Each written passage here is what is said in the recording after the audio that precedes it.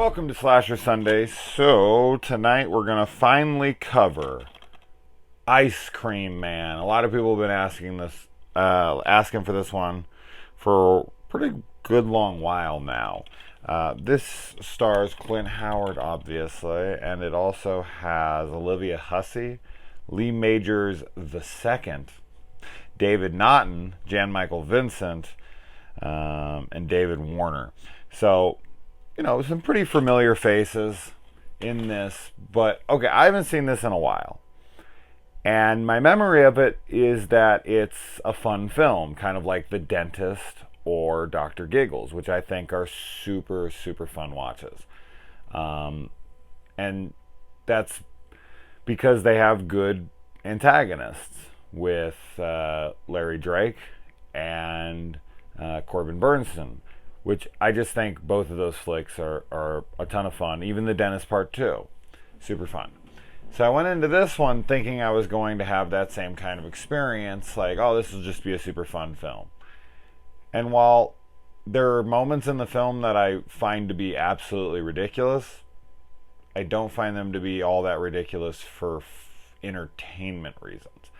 Like, I've kind of found entertainment in finding how ridiculous they were, but not in the way typically like this film's self-aware that it's not trying to be good, but it's trying to be fun bad. And that is what they're attempting, I suppose. But man, this really wasn't that fun of a watch for me. I found myself to actually find this to be kind of a chore to sit through. Didn't care for this one very much this time around, which I thought was actually kind of surprising. I wasn't expecting that. I did think it was going to be along that lines. Okay, I think the problem is that the kills are all super lame. There is almost no gore.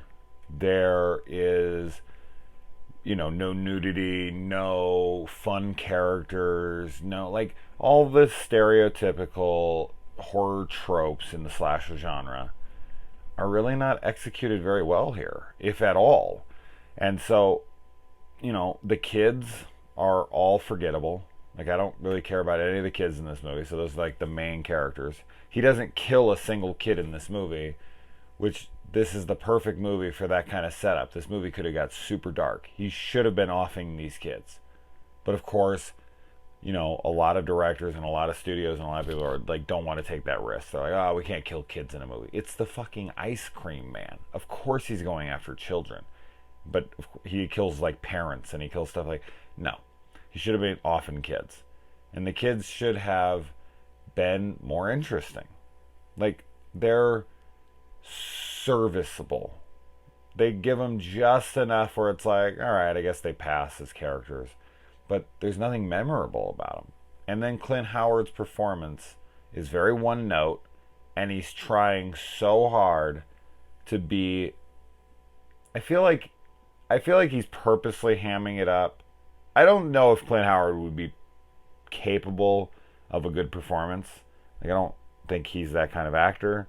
Like, he knows that he's looked at as silly, so he kind of always plays that. I don't think I've ever seen Clint Howard try to be serious outside of, like, Evil Speak, but it's been a long time since I've watched Evil Speak. I'm sure that he has these roles, and he probably just got typecast somewhere along the way.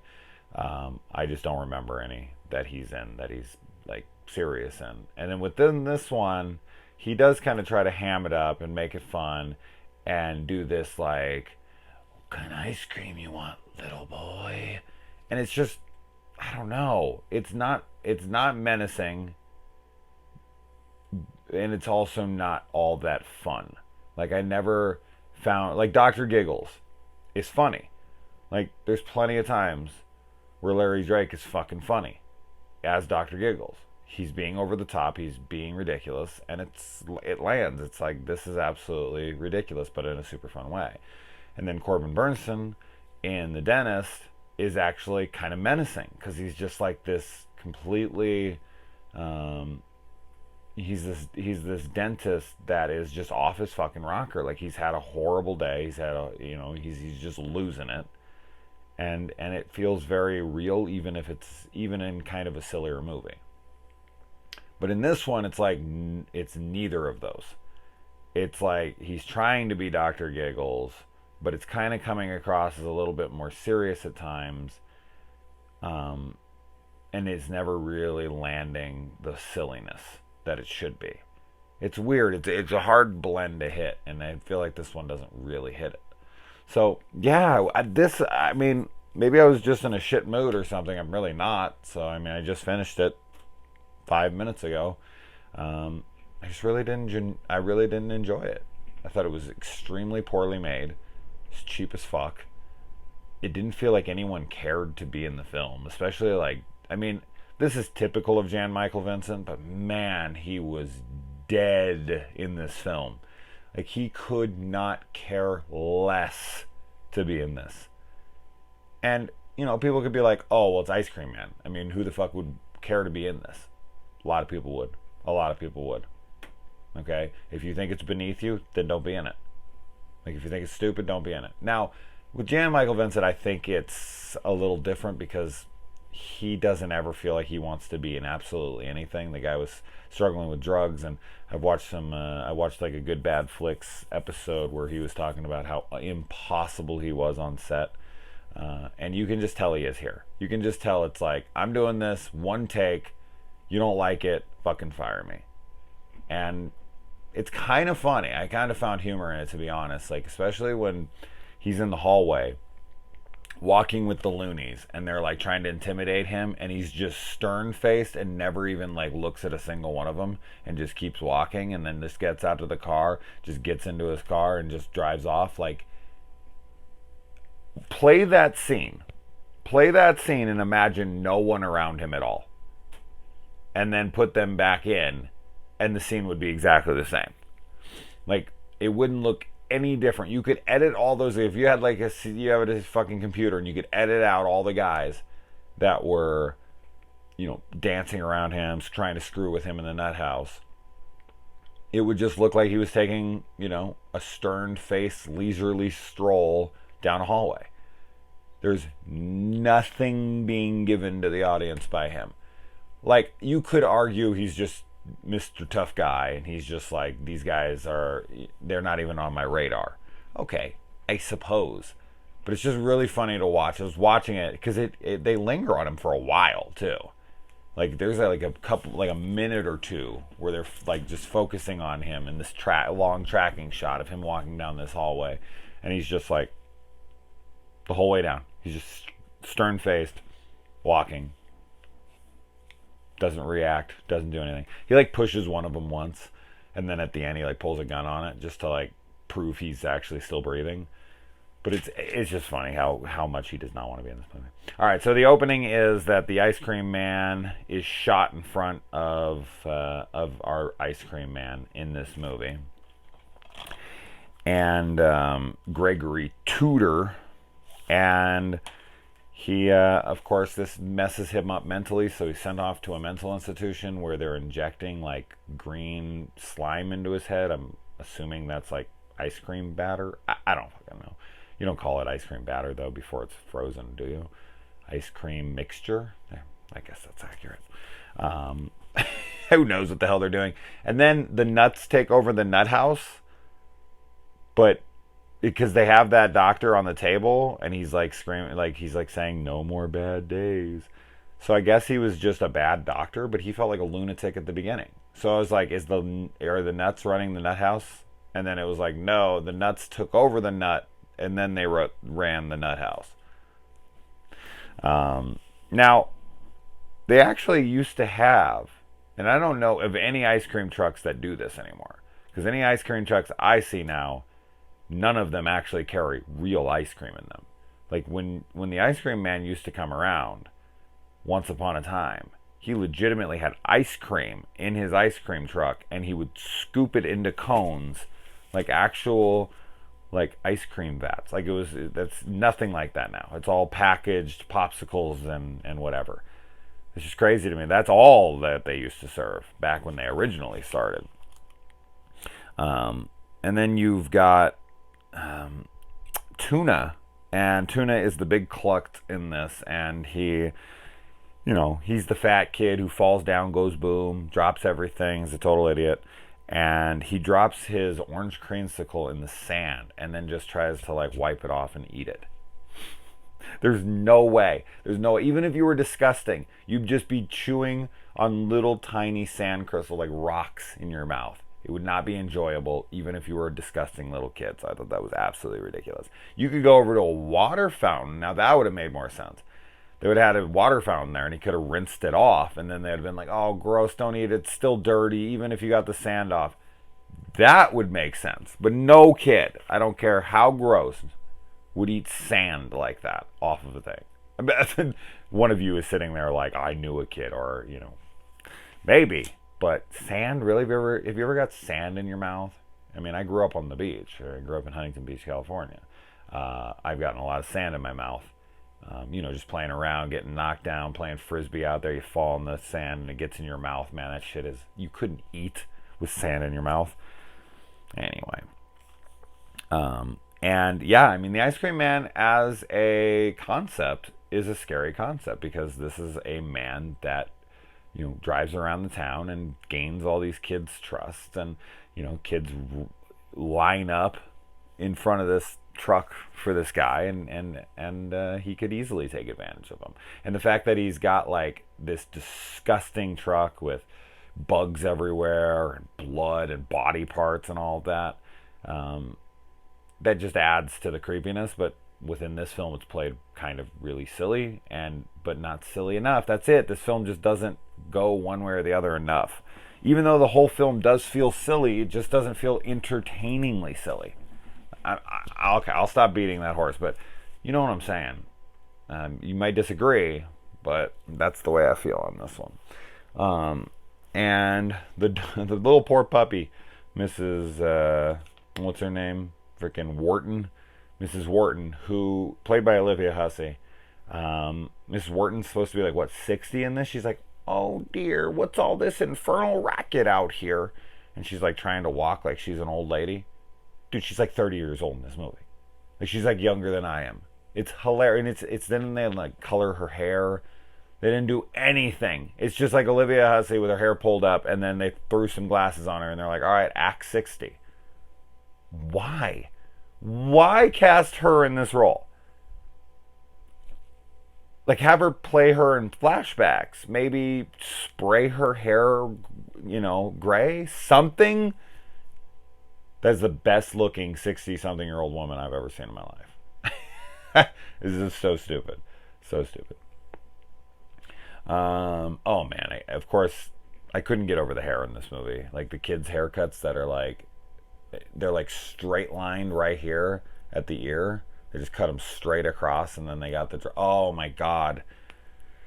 I don't understand the styles. Like, whoever thought that was cool. Tuna's dad is like just blatantly cheating on his mom, like right in front of him. Like, he's on the phone with his mistress, and he's like, hey baby, you got that oven warmed up for me? And one of the kids like, what does mom have in the oven? That was pretty funny. And let's see.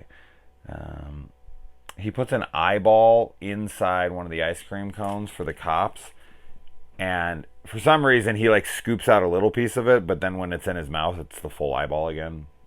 Who knows? And then when he's making the ice cream is just mashed, and it's falling all over his hand. It's dirty. It's messy as all hell. And then he like goes to hand it to the cop, and it's perfect. It's 2 perfect scoops on top of a cone. No drip, no sludge, no nothing. Why? And then the guy's like, oh yeah, that's an ice cream cone. And it's like, you should have saw it a second ago, because it sure as shit did not look like that. And then there's a lot of like little subplots here that don't really go anywhere all that much. The dad of the the little girl in this, he's like the town preacher, and his wife is sitting there and like talking in tongues, and I don't even understand what any of this is for. This is to add character moments or something. I have no clue what even the point of this is, except for to maybe add to how silly things are.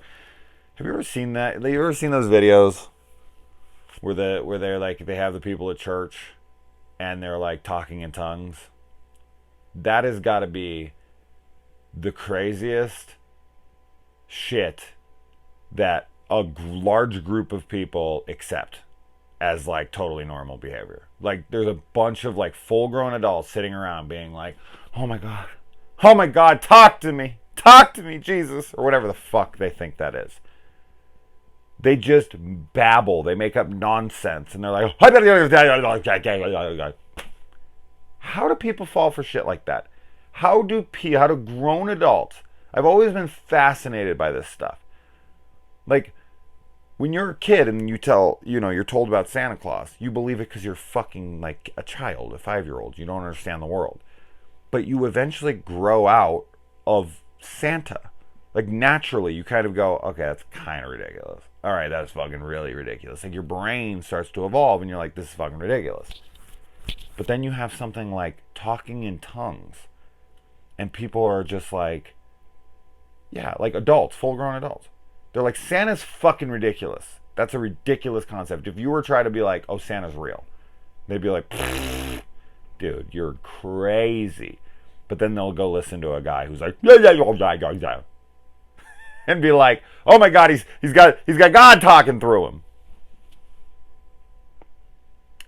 I think it's very important that when we see certain people acting idiotic, that there's a phrase that we always jump to, and that is, people are fucking idiots.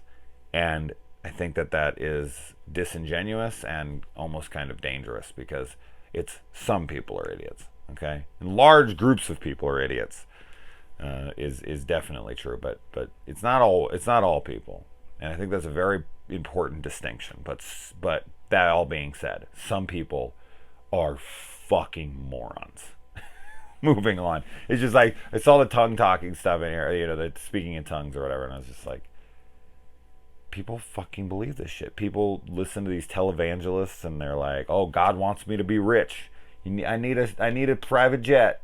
And whatever you send me is going to come back in threefold eventually. You just mark my words, so send it to me because God wants me to be rich.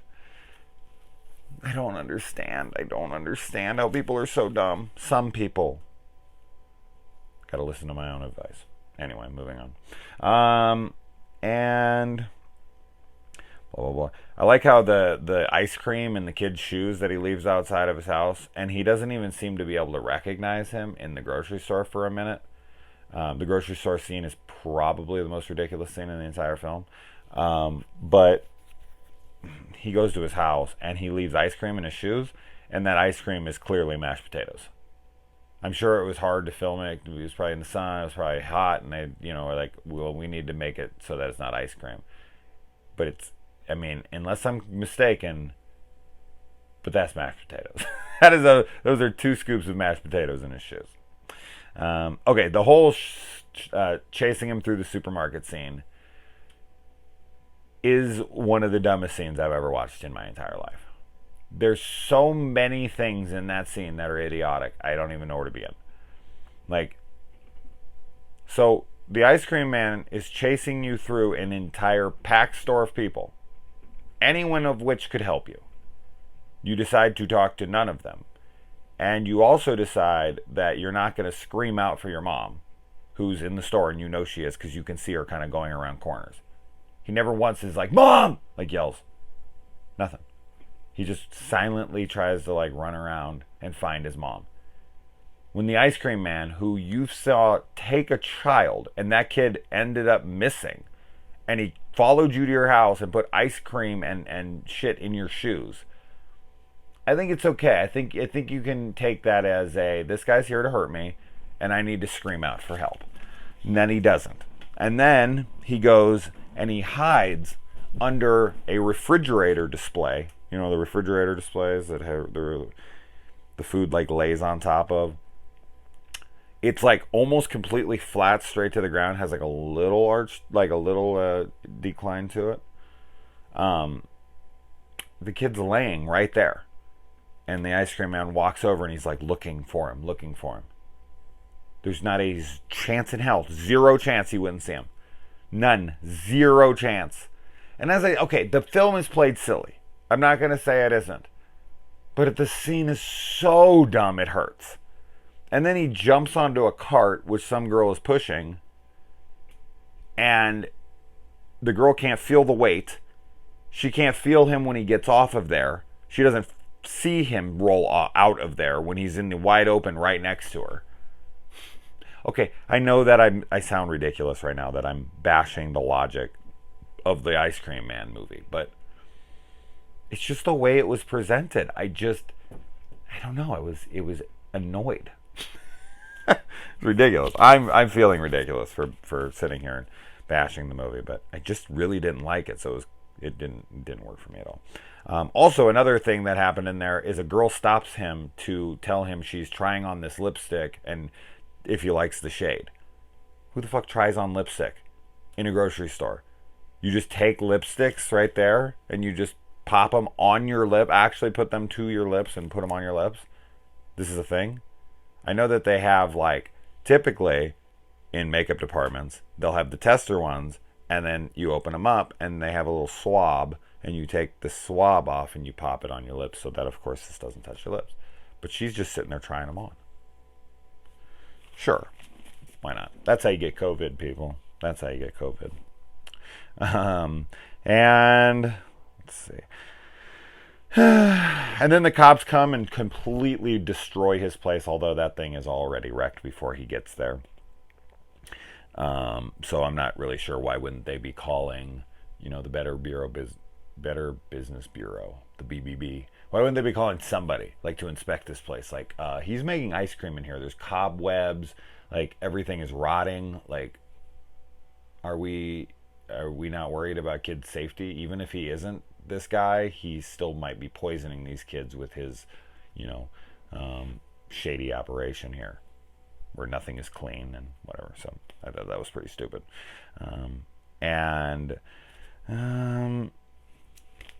He goes to visit this ice cream man and leaves ice cream scoops on his grave. I thought that was kind of funny.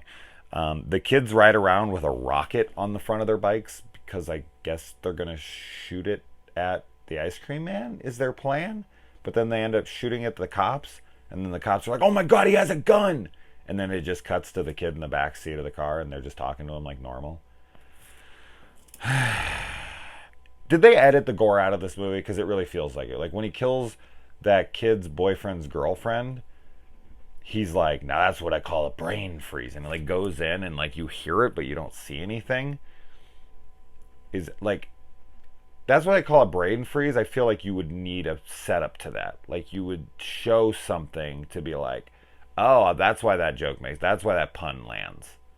But it's nothing. We don't even see anything. We see it for like half a second after the kind of aftermath, and he has maybe a ice cream scoop or something in her I can't even tell what it is.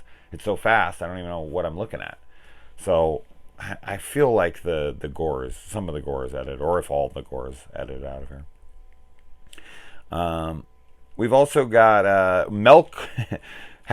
They talk about kids being on milk cartons when they go missing. When's the last time you saw kids on a milk carton? A lot of you probably don't even know what the hell I'm talking about. They used to put missing kids on milk cartons when I was a kid. So it's interesting to hear that talked about here, because obviously they don't do that anymore. They put them up at Walmart now. That's where you see them.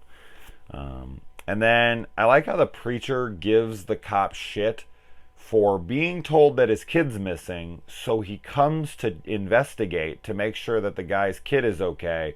The dad is totally put out, goes upstairs, checks on his kid, comes down, and he's just like, you need to come to church, and we're going to give you a lesson in trust. Trust? Trust? What does this have to do about trust? One of her friends said that someone attacked her. I came to check on your child. You don't even want to look for her to make sure she's okay. And then when she is there, you give me shit for coming to check on your kid and tell me that I need to learn trust? What? Trust who? What the fuck is this guy talking about? And then the cop turns around not annoyed by the situation. He's like, ah, shit.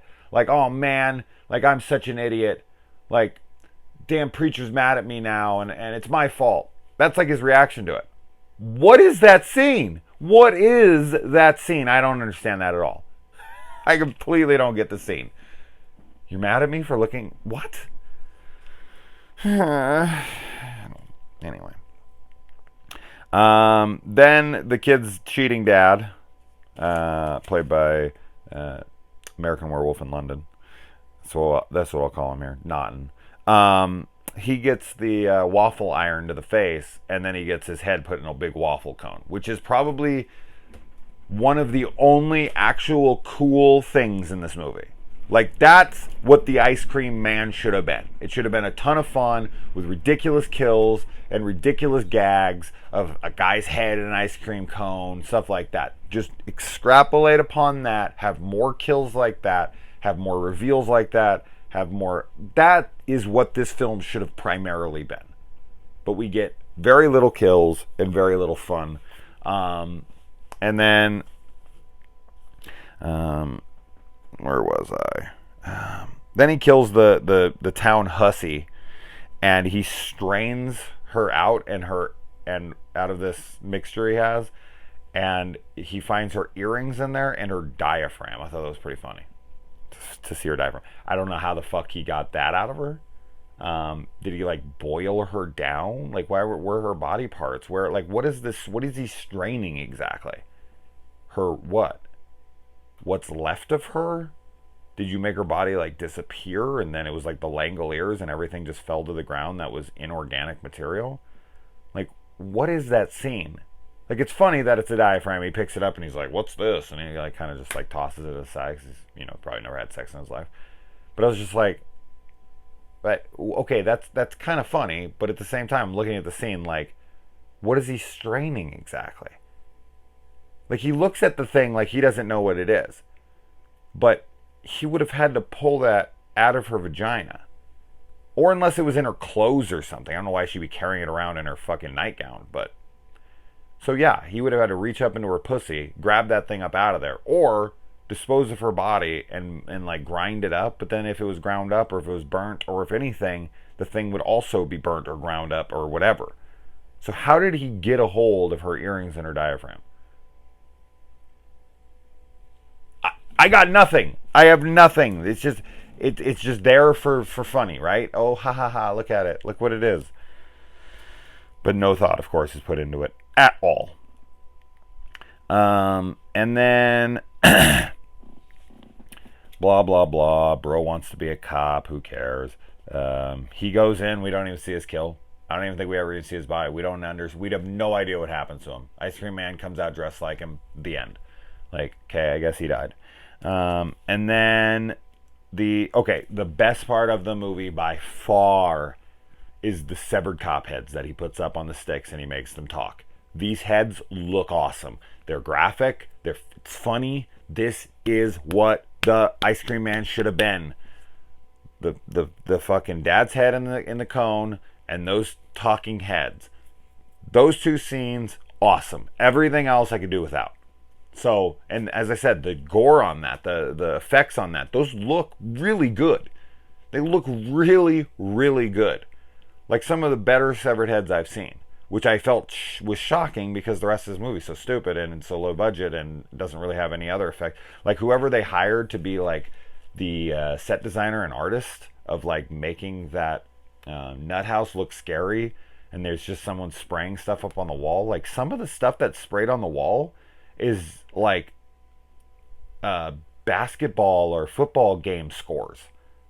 It's like SC 24, something else 13. It's like, did you even put any thought into what you were spraying up there? Like basketball scores, football scores? What the fuck is this? What am I missing? Jesus Christ. And then somehow he tricks the cops by getting inside the ice cream truck, pushing the kid out the door, and then somehow teleporting himself on top of the ice cream truck. This is fine if it's in a really silly movie, and while this is a really silly movie, I wasn't on board at this point. So when he just is on top of the truck, I'm like, how did he get up there? How the fuck did he get up there? It's impossible. I mean, he literally would have to teleport. Or he would have to have like a spring-loaded jump pad that would like fling him up onto the roof in half a second. And they wouldn't be able to hear that. They wouldn't see the truck move. Nothing. I'm overthinking it.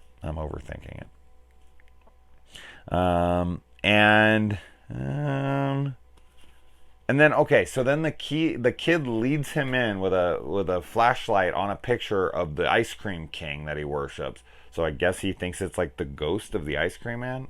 I suppose it's like Jason in part 4 when Tommy Jarvis lures him out with the ghost of his power, or when Ginny does it to him in part 2, makes him think it's his mother, whatever. Something along those lines. So he lures him out, and then he's just standing by the ice cream mixer, and the kid turns it on, and somehow that like pulls him in. There's nothing protruding on that thing to pull him in. So I'm not really sure what caught and what pulled him into the machine. Because they're sitting there in the movie and mixing it by hand. Like they're right next to the thing, and the kids, they're putting like ladles in there, and they're mixing the ice cream, standing right next to the thing. So there's nothing protruding that would pull you in. He tells him like, hey, careful. If you got close enough, that would take your hand off. He doesn't say, hey, stand back, otherwise this thing will pull you in. Nothing like that. So the kid just plugs it in, and somehow it just grabs his shirt and pulls him in. But why is his shirt far enough in there to pull him in? Like, it makes no sense at all. And then Tuna has lost weight after the little break that they have in between his death. And I'm assuming that the kid was wearing like big clothes and fat suit or something, and he was actually thin the whole time. I don't know. I guess that's supposed to be a reveal, like, oh, good for Tuna. He, now he's lean Tuna. And then Small Paul is, of course, going to be the new ice cream man. They got to end on a stinger in a possible sequel that no one would ever watch and will never get made. But Small Paul is now in the mental institution, and he's going to be the next ice cream man. So, yeah, real dumb movie. Didn't enjoy it much at all. But I have it in the collection for whatever reason. Oh, shit. Now I dropped it. Oops. All right, guys. See you next week.